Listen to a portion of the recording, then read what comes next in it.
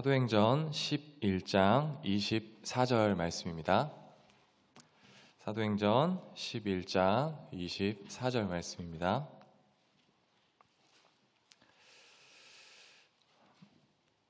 우리 다 같이 화면과 가지고 오신 성경책을 보고 합독하도록 하겠습니다. 바나바는 착한 사람이요 성령과 믿음이 충만한 사람이라. 이에 큰 무리가 주께 더하여지더라. 아멘. 2017년 12월 24일 이제 주일 예배를 마지막으로 이제 모교에서 제가 예배를 드리고 그 다음 날인 12월 25일 성탄 예배 때부터 교육 전도사로 첫 사역을 이제 시작하게 되었습니다. 그때 교회 가자마자 성도님들께서 전도사님이라고 불러주시는 이제 호칭을 불러주시는 게 얼마나 낯뜨겁고 부끄럽고 또 불편했는지 모르겠습니다. 내가 전도사구나, 내가 사역자구나, 이제 나는 어떻게 해야 될까, 이런 생각을 정말 많이 했던 것 같습니다. 그런데 시간이 지나서 이 전도사라는 호칭이 익숙해지고 이제 작년에 강도사 인허를 받고 강도사라는 호칭은 조금 덜했습니다. 아마 같은 도사여가지고 조금 낯섦이 덜했던 것 같긴 한데요. 그런데 이 목사라는 호칭은 정말 장난이 아니구나라고 지금 계속해서 생각이 듭니다. 이게 언제쯤 익숙해질지도 모르겠고 익숙해져서도 안 되겠다라는 생각을 합니다. 저는 지난주에 누군가가 이제 목사님이라고 불러주실 때에 저를 부르시는 게 아니라 담임 목사님이나 최 목사님을 찾으시는 줄 알고 계속해서 대답을 못 드린 적도 있었던 것 같습니다. 부족하고 무익한 종이 이렇게 목사 안수를 받을 수 있었던 이유는 우선 제일 먼저 하나님의 은혜가 가장 크고요. 그리고 두 번째는 저를 너무 좋게 봐주시고 예쁘게 봐주시고 또한 부족한 부분들도 눈 감아 주시는 우리 성도님들의 사랑이 있었기 때문인 것 같습니다. 이 목사라는 직분이 제 자신에게 있어서 명예가 되지 않고 항상 멍해가 될 수 있도록 제 자신을 점검하면서 항상 하나님 앞에 무릎 꿇는 그런 목회자가 되도록 하겠습니다. 목사 안수를 준비하고 또한 이제 목사 안수를 받는 과정에 있어서 정말로 고민이 많았습니다. 어떠한 목사가 되어야 될 것인가, 어떠한 목회자를 하나님께서는 찾으실까, 이런 고민이 굉장히 많았습니다. 그러한 와중에 성경을 읽어나가면서 저에게 감동을 주고 닮아가고 싶은 사람이 한 명 있었는데요. 그 사람이 바로 오늘 본문에 우리가 함께 읽은 바나바라는 사람입니다. 오늘 이 시간은 제가 개인적으로 좋아하는 성경의 인물인 바나바의 모습을 살펴보면서 저에게 하는 말씀, 또한 우리 모든 성도님들께서 믿음의 길을 가는 동안 어떠한 모습과 성품과 인격과 또한 하나님께서 기쁘시게 할 만한 모습을 가지고 살아가야 하는지 함께 은혜를 나누길 원합니다. 복음의 유일자는 예수님이고 복음의 제일자는 바울이라는 말이 있습니다. 바울은 신약 시대부터 지금까지 교회를 다니고 또한 예수님을 믿는 정말 많은 사람들에게 엄청난 막대한 영향력을 준 인물이었습니다. 선교 여행을 다니고 또한 교회를 개척하고 제자를 삼고 세례를 베풀고 이러한 부분에 있어서 정말 큰 영향력을 미쳤습니다. 어찌 보면 이렇게 많은 행적을 남긴 바울이 우리에게 정말 많은 귀감이 되고 도전이 주는 인물임에는 이견의 여지가 없습니다. 그런데 저는 바울도 좋아하긴 하지만 그의 동역자인 바나바를 참 좋아합니다. 그 바나바를 통해서 정말 많은 교훈도 받고 도전을 받았던 것 같습니다. 어떻게 보면 우리가 자주 하는 말로 이름도 없이 빛도 없이라는 말을 자주 쓰곤 하는데 이 이름도 없이 빛도 없이라는 말이 바나바에게 정말 잘 어울리는 이야기인 것 같습니다. 자신을 드러내는 것보다는 자신의 동역자인 바울을 드러내는 데에 더 관심이 많았던 사람이었습니다. 예수님을 믿는 믿음 생활을 하면서 또한 말씀을 전하는 말씀의 선포자의 역할을 하면서 자기의 의를 드러내고 자기 자신을 과시하고 싶은 마음도 있었겠지만 바나바는 항상 겸손한 모습으로 자기 자신보다 남들, 바울을 세워주는 일에 더욱더 치중하는 모습이었습니다. 많은 일을 한 것에 비해 바나바는 성경에서 나오는 그렇게 큰 비중을 차지하고 있지는 않습니다. 바울의 1차 선교 여행에만 등장하고 그 뒤로는 딱히 바나바의 행적을 찾아볼 수는 없지만 오늘 본문 말씀을 통해서 바나바의 인격과 성품 또한 그의 영적인 모습에 대해서 함께 살펴보길 원합니다. 첫 번째, 바나바는 착한 사람이었습니다. 오늘 본문 말씀 시작에 바나바는 착한 사람이라 라고 말씀하고 있는데 어찌 보면 이 착한 사람이라는 표현이 너무나도 쉽고 간단하게 또 반대로 너무 성의 없게 소개하고 있는 게 아닌가라는 생각이 들 정도로 바나바에 대해서 짧고 명확하게 소개해주고 있습니다. 바나바는 착한 사람이다. 이 착하다의 말의 기준은 사람들마다 다 다르고 명확하게 정해져 있지 않습니다. 내가 봤을 때 저 사람은 그렇게 착하지 않은 사람인 것 같은데 남들에게 착하다고 인정을 받는 사람들이 있는가 하면은 내가 봤을 땐 정말로 착한 사람인데 남들에게 그렇게 착하다고 인정받지 못하는 것이 있는 것처럼 우리 모두에게 착하다고 인정을 받는다는 것은 그렇게 쉬운 일이 아닙니다. 그런데 바나바는 오늘 본문 성경에서 착하다라고 표현되고 있습니다. 어찌 보면 이 바나바는 주위 사람들에게 높이 평가받고 성품이 훌륭하고 또한 하나님 앞에서 착하다고 인정을 받은 사람이었습니다. 바나바는 본래 요셉이라는 본명을 가지고 있습니다. 사도행전 4장 36절에 보니까 구브로에서 난 레위족 사람이 있으니 이름은 요셉이라 사도들이 일컬어 바나바라 번역하면 위로의 아들이라 하니. 아멘. 바나바의 이름의 뜻은 위로의 사람, 위로의 아들이라 라는 뜻을 가지고 있습니다. 제 이름도 이제 이하영인데 별명으로 바나바와 같이 위로의 사람, 위로의 아들이다 라는 별명이 붙여지면 얼마나 행복할까라는 생각을 합니다. 그렇다면 바나바에게 왜 이러한 별명이 붙여졌는가? 바나바의 성품과 인격은 2차 선교 여행을 출발하기 전에 우리가 잠깐 살펴볼 수 있습니다. 선교 여행을 출발하기 전에 이제 마가 요한이라는 사람을 데리고 가냐 마냐의 문제로 바울과 다툼하는 일이 벌어집니다.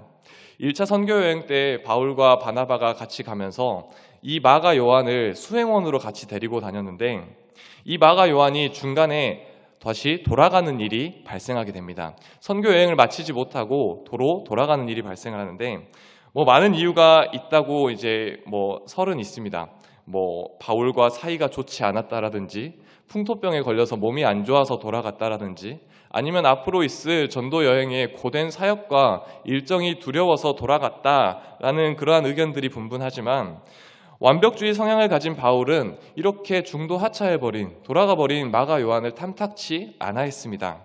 그러는 와중에 2차 선교 여행을 출발할 때 바나바는 마가 요한을 데리고 가자, 마가 요한을 동행해서 가자 이렇게 말하고 바울은 1차 선교 여행 때 중간에 돌아가 버린 마가 요한을 믿지 못하고 데리고 갈 수 없다. 이러한 의견 충돌로 이제 갈등이 빚어지게 됩니다. 바나바는 물론 그 마가 요한이 바나바의 조카이기도 하지만 그래도 한 사람에게 실망을 안겨줬던 그 사람을 바나바는 이해하고 품어주고 한 번 더 기회를 주자라는 따뜻한 마음을 가진 사람이었습니다. 바나바는 바울이 하나님께서 얼마나 주목하시는 사람인지 알고 있었습니다. 그리고 바울이 없다면 그 선교 여행이 얼마나 힘들고 어려운 상황일지도 너무나도 잘 알고 있었습니다. 하지만 이 바울과 그 갈라 섬까지 감수하면서 마가 요한을 챙기는 그 따뜻한 모습을 볼 때에 바나바가 착한 사람이다 라고 칭함을 받는 것이 어느 정도 일부분 이해가 갔습니다. 바나바는 재능에 있어서 바울에게는 못 미치는 인물이었을 수도 있지만 성품으로나 인품으로나 정말 대단한 사람이었습니다. 사랑하는 성도님들은 착한 사람입니까? 성도님들은 착한 성품을 가지고 있는 분들입니까? 마음이 따뜻하고 위로가 넘치는 사람들입니까? 우리는 지금 어떠한 인격을 가지고 예수님을 믿고 또한 이 세상을 살아가고 있는지 이 시간 한번 되돌아보길 소망합니다. 예전에는 믿지 않는 사람들에게 교회를 다닙니다 라고 말하면 최소한의 기대는 있었습니다. 그래, 교회 다니는 사람들은 뭐가 달라도 다르겠지. 그래, 교회 다니는 사람들은 착하겠지. 이러한 기대가 있었지만 요즘은 교회를 다닙니다 라고 말하면 그냥 콧방귀를 낍니다. 쳐다보지도 않고 들은 채도 하지 않습니다. 교회에 대해 궁금해하지도 않습니다. 왜냐하면 우리 교회가 세상 사람들, 믿지 않는 사람들에게 너무나도 큰 실망감을 많이 안겨주었기 때문입니다. 오히려 교회 다니지 않는 사람들의 행실이 더 나은 때도 있습니다. 그만큼 우리가 세상 사람들의 기대 수준에 미치지 못하고 예수님의 말씀대로 살지 못했다는 반증이기도 합니다. 예수님을 믿으면 우리의 성품도 인격도 변해야 합니다. 예수님을 닮아서 예수님께서 말씀하여 주신 대로, 예수님께서 우리에게 보여주신 대로 그대로 살아야 합니다. 물론 예배하고 설교 듣고 기도하고 찬양하고 이러한 것들만 신앙생활하는 것이 아니라 우리에게 들려진 말씀과 읽혀진 말씀을 통해서 우리의 옛 사람의 모습을 벗어버리고 예수님께서 말씀하신, 또한 기록된 성경에서 우리가 읽듯이 새 사람의 모습을 입어야 한다는 것입니다. 물론 성품은 선천적인 거라 바꿀 수 없다, 이런 말들은 하지만 이것은 결코 성경적이지 못합니다.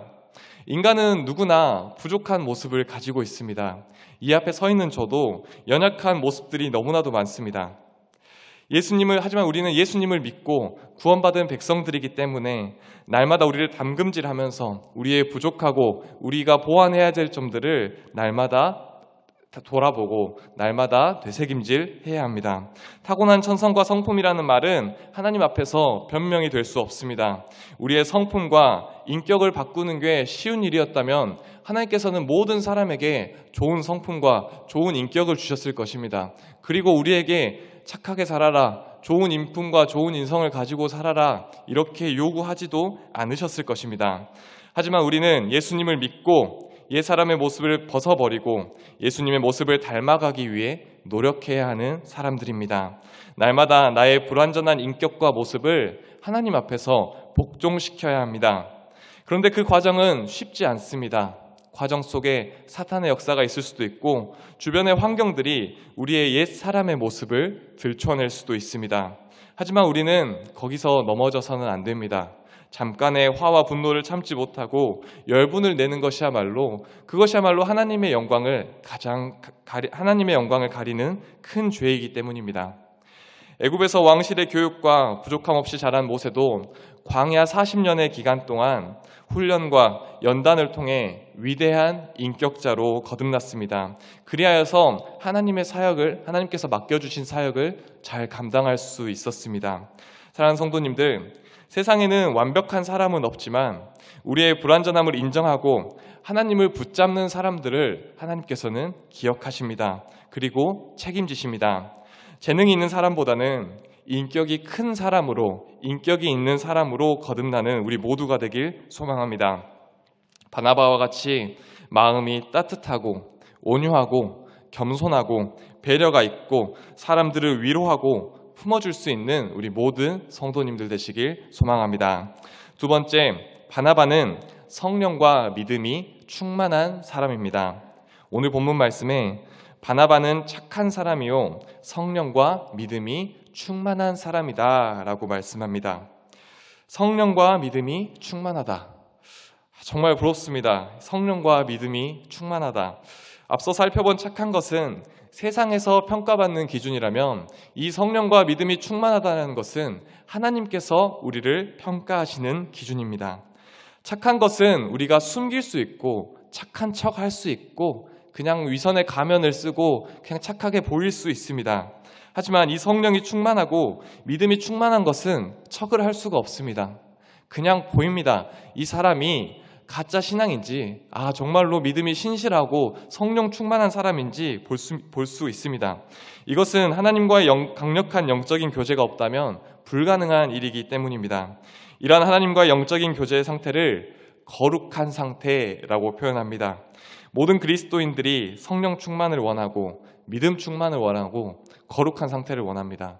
그리고 하나님께서도 우리가 거룩하고 성령 충만하고 믿음 충만하시길 원합니다. 그렇다면 우리는 어떻게 해야 성령 충만함을 받을 수 있을까요? 성경에서 성령님이 임하신 대표적인 사건을 하나 꼽으라고 한다면 사도행전 2장에 나오는 오순절 마가의 다락방에 임하신 성령 강림 사건입니다. 사도행전 2장 4절을 보면 그들이 다 성령의 충만함을 받았다. 모인 무리들이 다 성령의 충만함을 받았다라고 말씀합니다. 그런데 사도행전 10장에 베드로가 이방인들에게 설교할 때에 성령님이 어떻게 임하셨는지 살펴보니까 10장 45절에 베드로와 함께 온 할례 받은 신자들이 이방인들에게도 성령 부어주심으로 말미암아 놀라니라고 말씀합니다.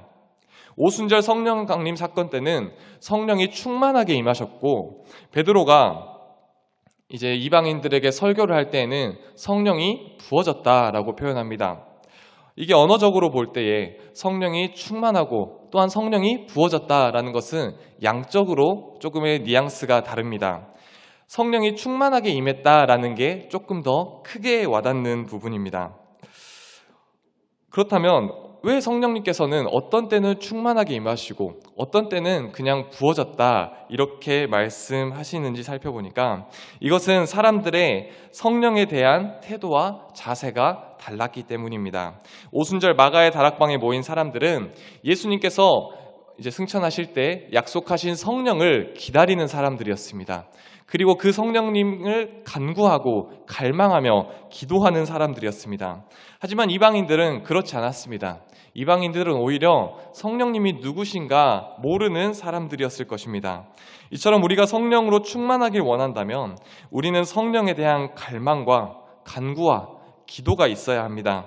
하나님께서는 구하는 자에게 주시고 찾는 자에게 찾게 해주시고 두드리는 자에게 열리게 해주시겠다고 말씀하셨습니다. 우리는 성령 충만을 위해 날마다 성령님을 갈망하며 간구하며 기도하는 모습이 있어야 합니다. 그리고 성령님께서는 우리의 그릇만큼 성령 충만함을 허락해 주십니다. 우리의 그릇이 작다면 성령 충만을 작게 허락하실 것이고 우리의 그릇이 크다면 성령 충만을 크게 허락해 주시는 것입니다. 그렇다면 우리가 여기서 질문해야 될 것은 그렇다면 그 성령의 그릇은 어떻게 크게 할 것인가? 바울은 갈라디아서에서 이렇게 이야기합니다. 갈라디아서 5장 17절에 육체의 소욕은 성령을 거스르고 성령은 육체를 거스르나니 이 둘이 서로 대적함으로 너희가 원하는 것을 하지 못하게 하려 함이니라. 아멘. 육체의 소욕과 성령의 소욕이 서로 대립한다라고 말씀합니다. 만약에 우리 안에 육체의 소욕이 강하고 세상적인 욕심들, 세상적인 것들이 커지고 강해진다면 이러한 것들로 인해서 내 안에 성령님의 역사하심과 성령님의 통치는 줄어들 겁니다. 하지만 반대로 우리 안에 육체의 소욕이나 세상적인 것들이 작아지고 성령님께서 통치하신 것들이 커진다면 우리는 성령님의 통치를 받는 것이죠. 성령님의 통치의 그릇이 커진다면 성령 충만이 강하게 임할 수밖에 없습니다. 그래서 베드로나 바울과 같이 강한 성령의 통치를 받고 있었던 사람들에게 성령 충만이 부어졌을 때에 성령 충만함이 강하게 임했기 때문에 이들을 통해 성령의 능력과 권세가 나타나기까지 한 것입니다. 사랑하는 성도님들, 에베소서 5장 18절 말씀은 이렇게 말씀합니다.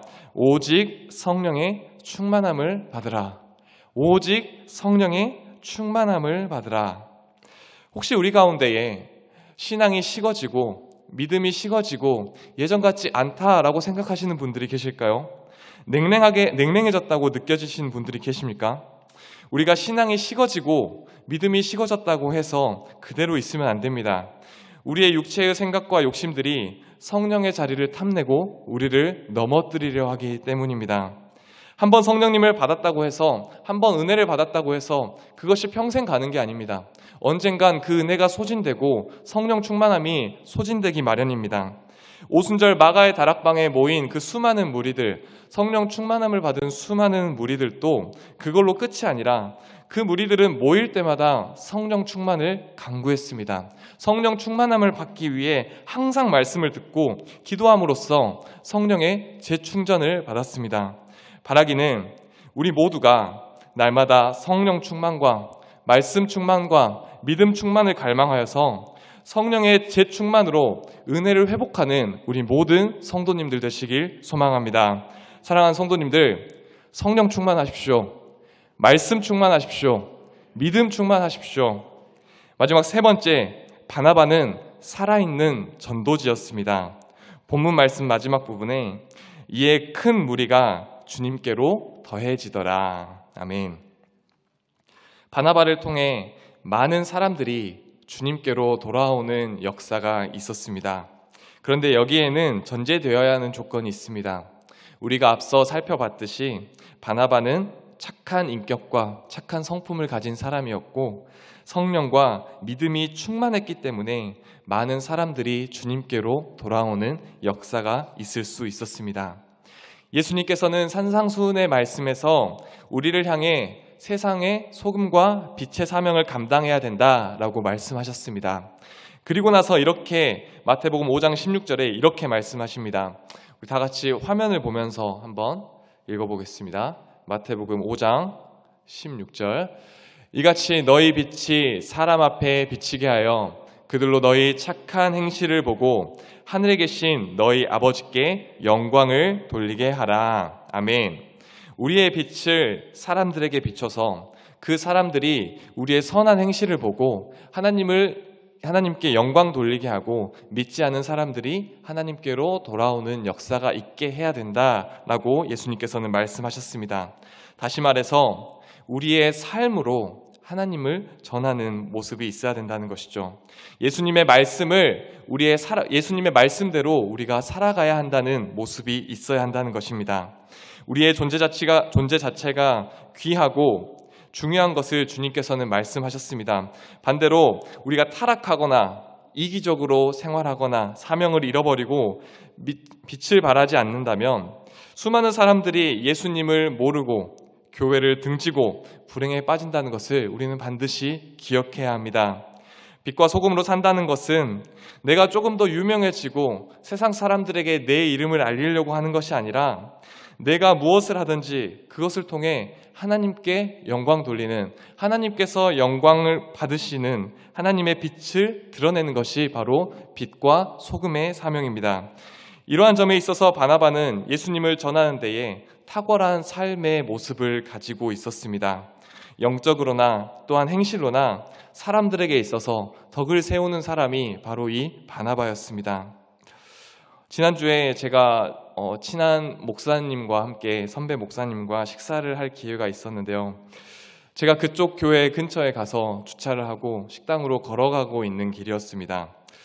그 와중에 이제 걸어가고 있었는데 그 동네에서 세탁소를 하시는 사장님을 만났습니다. 이제 그 사장님께서는 교회를 다니시진 않지만 제 옆에 계신 목사님을 보고 이렇게 말씀하셨습니다. 내가 진짜로 인정하는 목사님이다. 내가 정말로 교회를 다니진 않지만 내가 최고로 좋아하는 목사님이다 라는 말씀을 하셨습니다. 물론 그 목사님은 인품이 좋다고 교회에서 호평이 자자합니다. 하지만 주변에 믿지 않은 사람들에게까지 인정을 받고 선한 영향력을 끼치고 계신 줄은 몰랐습니다. 그날이 제가 목사 안수 받기 전날이었는데 참 그 목사님의 모습과 그 삶의 모습을 보면서 저에게 큰 감동이 되었습니다. 나도 이러한 모습을 가지고 살아가야겠구나. 교회에서만 영향력을 끼치는 것이 아니라 믿지 않는 지역 사회에 나아가서도 예수님의 향기를 나타내고 예수님의 삶의 모습을 본받는 모습으로 가져야겠다라는 생각을 하게 되었습니다. 사랑하는 성도님들, 우리의 최종 목적은 하나님께 칭찬받아야 되는 것이지만 그 전에 사람들에게도 인정을 받아야 합니다. 우리 주변 가장 가까이 있는 사람들에게도 인정받지 못한다면 하나님께 인정받는 것이란 말도 되지 않습니다. 우리의 모습을 통해서 사람들이 하나님을 믿는 역사가 나타나야 되고 교회에 대한 부정적인 시각들 또한 안 좋은 인식들이 전환되는 계기가 되어야 합니다. 흔히 교회 다니고 예수님을 믿는 사람들은 그리스도인이라고 합니다. 성도는 그리스도인으로서 뚜렷한 자기 정체성을 가지고 살아가야 합니다. 그런데 이 그리스도인이라는 호칭은 우리끼리 불러주는 것이 아니라 우리 교회 다니는 사람들끼리 불러주는 것이 아니라 믿지 않는 사람들이 우리의 생활과 우리의 인격과 우리의 삶의 모습을 보고 믿지 않는 사람들이 우리에게 불러주어야 하는 호칭이 바로 그리스도인, 크리스천이어야 합니다. 마하트마 간디는 이렇게 이야기했습니다. 나는 그리스도는 존경하고 인정하지만 그리스도인들은 인정할 수 없다. 그리스도인들이 그리스도를 믿는다고 하면서 조금도 그리스도를 닮으려고 하지 않기 때문이다. 이렇게 말했습니다. 냉정하게 이것이 우리의 모습일지도 모르겠습니다. 믿지 않는 사람들의 눈에 내가 진정한 그리스도인으로 비춰지고 있는지 늘 우리의 삶과 모습을 점검하고 돌아보아야 할 줄로 믿습니다. 10월 30일 전도주일, 이제 오늘이 10월 19일이니까 11일 남았습니다. 각자 우리가 모두 품은 태신자가 있을 텐데 우리는 그 태신자들에게 있어서 물론 기도를 하는 것도 좋지만 그 태신자들이 우리를 보았을 때 어떠한 마음을 가지고 있을지, 어떠한 모습을, 어떠한 생각을 가지고 있을지 한번 되돌아보길 소망합니다.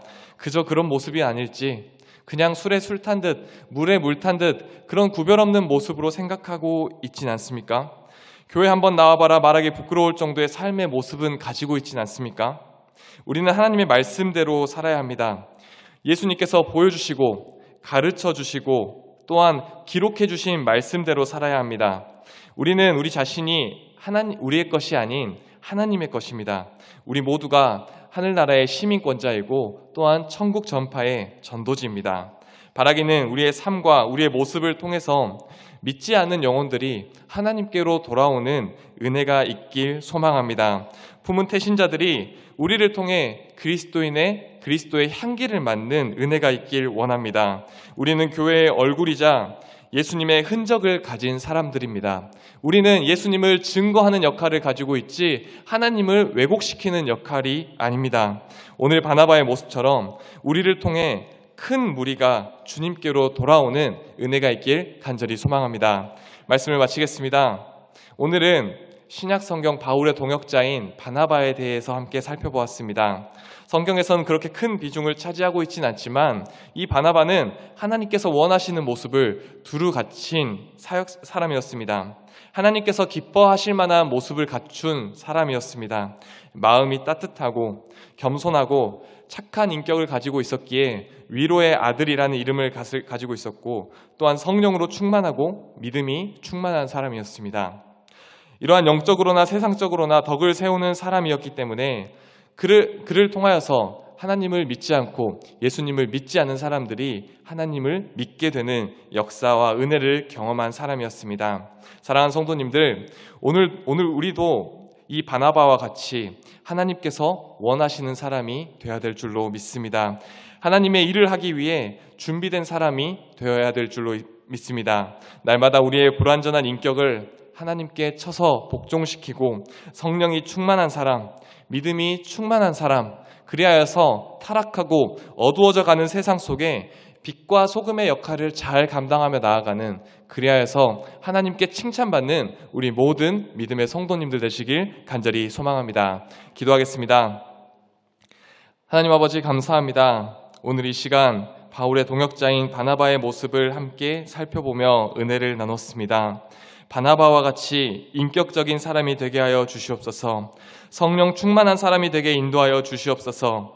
하나님께 칭찬받고 세상에서 인정받는 우리 모두가 될 수 있도록 인도하여 주시옵소서. 날마다 하나님 앞에서 우리의 자신을 점검하며 나아갈 때에 우리의 부족한 모습들이 오직 예수님으로 채워지고 충만하여지길 소망합니다. 감사드리며 이 모든 말씀 우리 구주 예수님의 이름으로 기도합니다. 아멘.